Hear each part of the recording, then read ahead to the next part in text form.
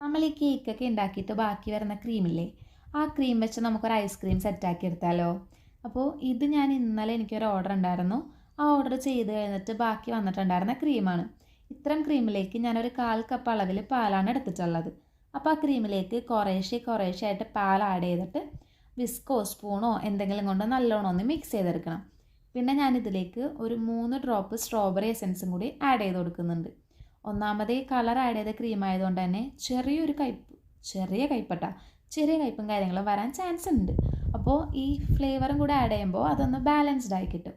അതിനുശേഷം മിക്സൊക്കെ ആക്കി കഴിഞ്ഞിട്ട് ഞാനൊരു കുഞ്ഞ് ബൗൾ എടുത്തിട്ട് നമ്മുടെ ഈ മിക്സ് ചെയ്ത സംഭവം അതിലേക്കൊന്ന് ഫില്ല് ചെയ്ത് കൊടുക്കുന്നുണ്ട്.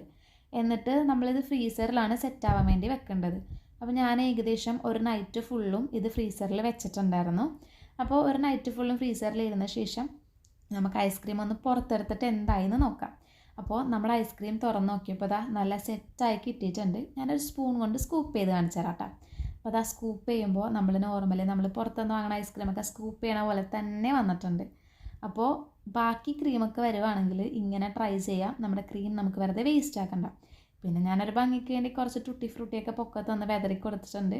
അപ്പോൾ ഇങ്ങനെ ട്രൈ ചെയ്യാത്തവരാണെങ്കിൽ എന്തായാലും ഒന്ന് ട്രൈ ചെയ്ത് നോക്കണം. അപ്പോൾ എൻ്റെ വീഡിയോ ഇഷ്ടമായെങ്കിൽ ലൈക്ക് ചെയ്യാൻ മറക്കല്ലേ.